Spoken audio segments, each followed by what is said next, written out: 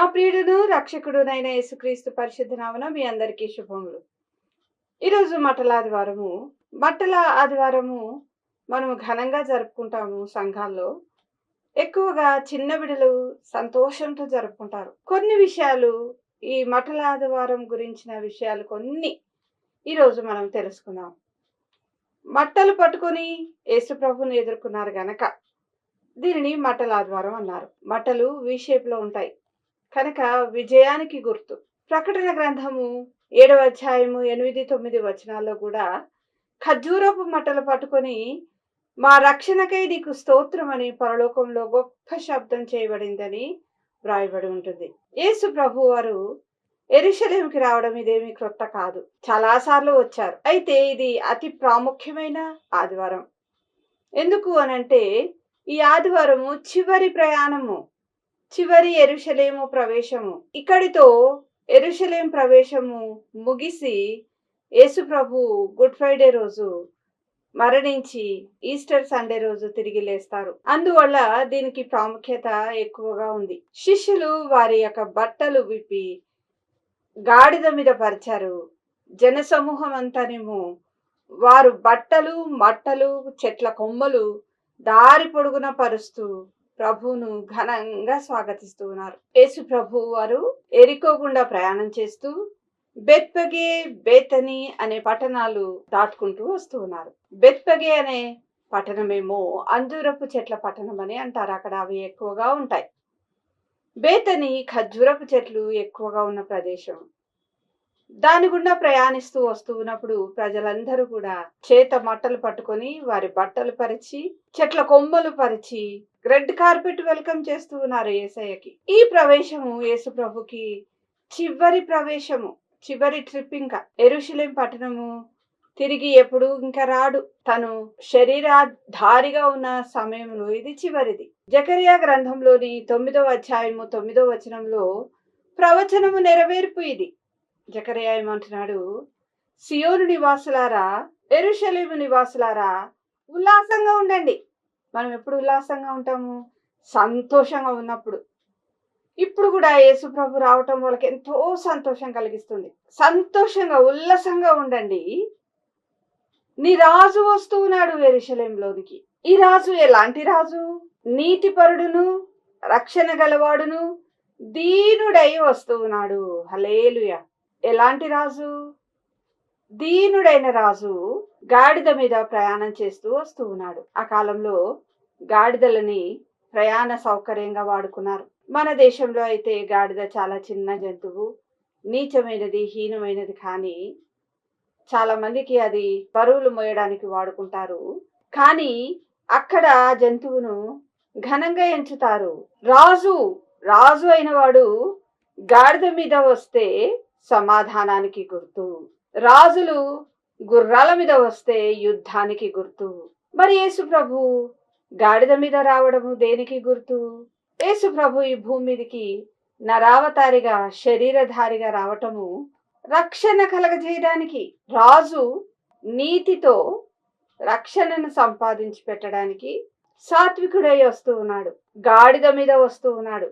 అయితే యూదులు ఈ విషయం అర్థం చేసుకొనక యేసు ప్రభుని తిరస్కరించారు. యూదులు ఊహించే విధంగా యేసు ప్రభు లేడని వారి అభిప్రాయం. ఎందుకు? వారు రోమా ప్రభుత్వపు అణచివేతలో ఉన్నారు కనుక మెస్సయ్య, వారి రాజు వస్తే ఈ ప్రభుత్వం నుండి వారిని రక్షిస్తారని ఎదురు చూస్తూ ఉన్నారు. పరిశుద్ధ లేఖనాలలో ముందే వ్రాయబడి ఉంది.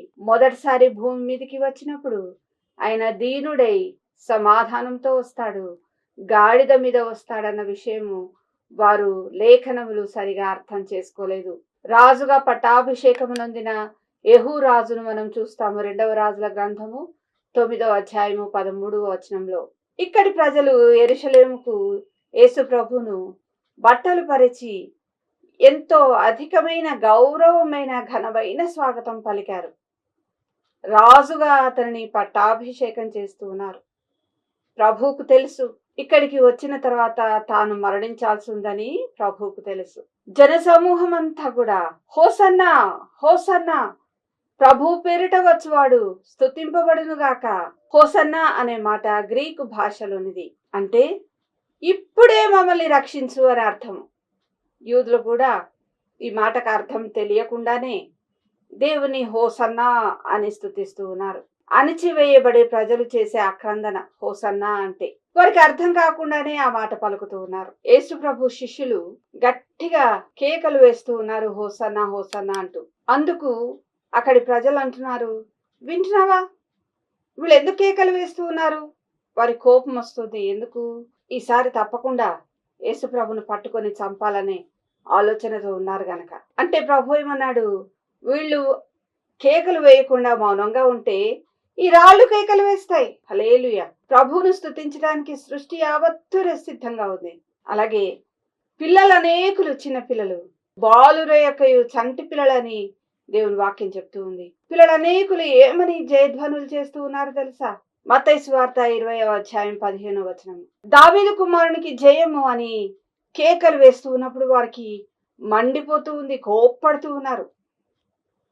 వీళ్ళు ఏమంటున్నారో వింటున్నావా? అవును, వింటున్నాను. మీకు తెలియదా?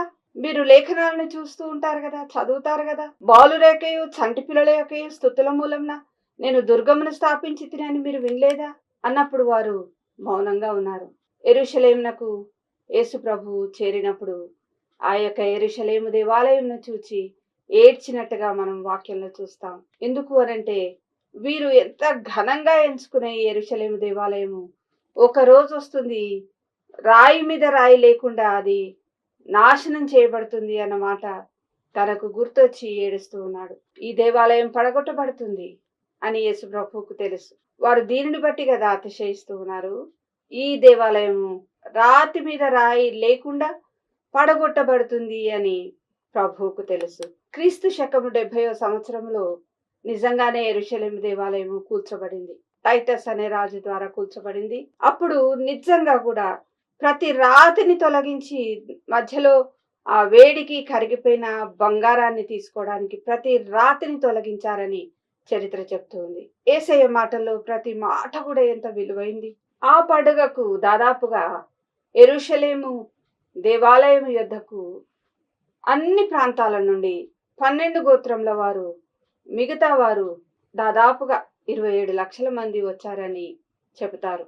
అంతేకాదు అంతకుముందు లాజరును లేపాడు గనక లాజరును చూడడానికి కొంతమంది అయితే లాజరును కూడా చంపేసి ఇంకా ఏ రుజువు లేకుండా చేద్దామని కొంతమంది. ప్రభువును పట్టుకొని చంపాలి, లాజరును కూడా చంపాలి. 5 రొట్టెలు 2 చేపలు 5,000 మంది పురుషులకు పంచినప్పుడు ప్రభువును రాజు చేయడానికి చూశారు. ఎందుకు? బహుశా ఈ రాజు మనకుంటే, మనకు రాజు అయితే తినడానికి కొదువేమీ ఉండదనుకున్నారేమో. అప్పుడు అభిషేకం చేయడానికి చూస్తే తప్పించుకున్నాడు. రాజును చేయడానికి చూస్తే యేసు ప్రభు తప్పించుకున్నాడు. ఇప్పుడు చంపడానికి చూస్తే తను తాను అప్పగించుకుంటూ ఉన్నాడు. హల్లెలూయా. ప్రభు యొక్క మనసు మనకి ఎంత మాదిరి. అప్పుడు భోజనం మీద ఆసక్తి కొలది రాజును చేద్దాం అనుకున్నారు. ఇప్పుడైతే యేసు ప్రభుని చంపాలనుకుంటున్నారు. అయినా సరే తనే ధిక్కరించి ఎదురుగా వచ్చి తను తాను అప్పగించుకుంటూ ఉన్నాడు. ఎందుకంటే తన ప్రాణం పెడితేనే తప్ప, తన రక్తము కార్చితేనే తప్ప మనకందరికి పాప విమోచన లేదు. హల్లెలూయా.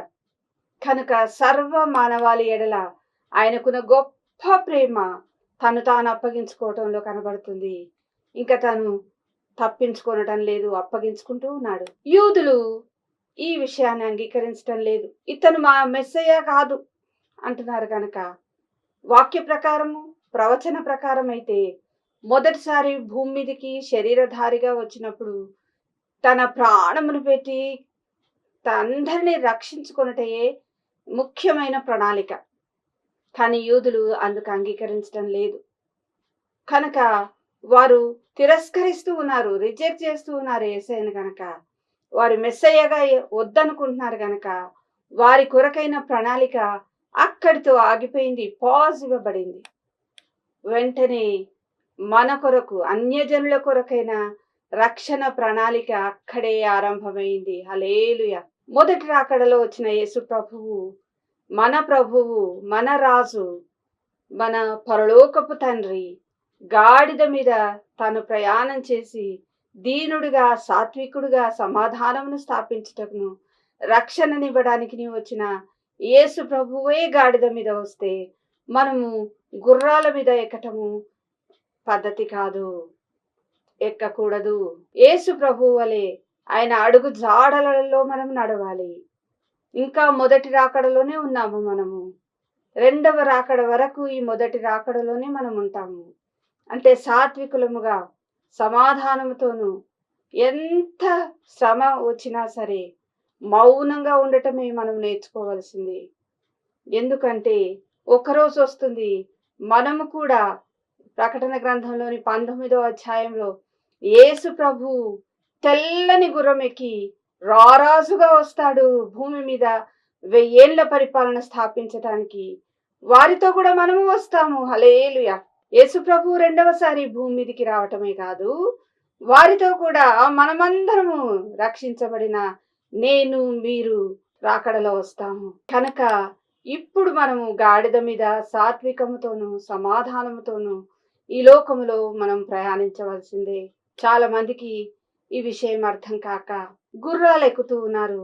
వద్దు బిడలు, మనము ఎంత హింసించబడినా, ఎంత శ్రమ పడినా మనము మన జీవిత ప్రయాణాన్ని కొనసాగించవలసింది సాత్వికముతోనూ దీన మనసుతోనూ ప్రభువును పోలి ఆయన అడుగుజాడల్లో నడవాలి. గాడిద మీద ప్రయాణం చేయటం అంటే యేసు ప్రభు యొక్క అడుగుజాడలలో నడవటము. యేసు ప్రభు యొక్క అడుగుజాడలు ఏమిటి? మొదటి పేతురు గ్రంథము 2వ అధ్యాయము 21, 22 వచనాలు. క్రీస్తు కూడా మీ కొరకు బాధపడి మీరు తన అడుగు జాడల యందు నడుచుకున్నట్లు మీకు మాదిరి ఉంచిపోయెను. ఏం మాదిరి అది? ఆయన పాపం చేయలేదు, ఆయన నోట ఏ కపటమును లేదు, కనబడలేదు. ఆయన దూషించబడి బదులు దూషింపలేదు. ఆయన శ్రమ పట్టబడి బెదిరింపక న్యాయముగా తీర్పు తీర్చు దేవునికి తన్ను తాను అప్పగించుకొనెను.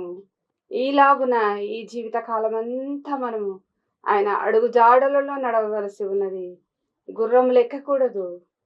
గాడిద మీద సాత్వికుడుగా దీన మనస్కుడుగా వచ్చిన యేసు ప్రభువును పోలి నడుచుకోవలసిందే. ఈ మట్టల ఆదివారము మన కొరకైన ఆదివారము. గుడ్ సండే, గుడ్ ఫ్రైడే లాగా గుడ్ సండే ఎందుకొరకంటే అన్యజనుల కొరకైన రక్షణ ప్రణాళికకు ఆరంభం ఇక్కడే జరిగింది. యూదులు తిరస్కరించినందువల్ల వారి ప్రణాళిక ఆగిపోయింది. మన కొరకే ఈరోజు ప్రారంభమైంది.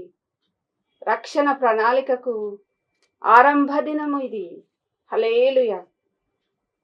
కనుక ఈ లోకంలో బ్రతికినంత కాలము క్రీస్తు అడుగుజాడల్లో నడుస్తూ ఆయన మాదిరి అయినట్టుగా మనం కూడా మాదిరిగా ఉండి బ్రతకితేనే ఈ పండుగకు ఒక సార్థకత. ఈ మట్టల ఆదివారము ఇలాగు బ్రతుకుటకు మనం అందరము నిశ్చయించుకుందుముగాక. అర్థసహితమైన మట్టల ఆదివారమును జరుపుకుందుముగాక. ప్రభు మనలందరినీ దీవించునుగాక. ప్రభు రాకడ వరకు మనము నమ్మకముగా ఉందుముగాక. Amen. Thank you. God bless you.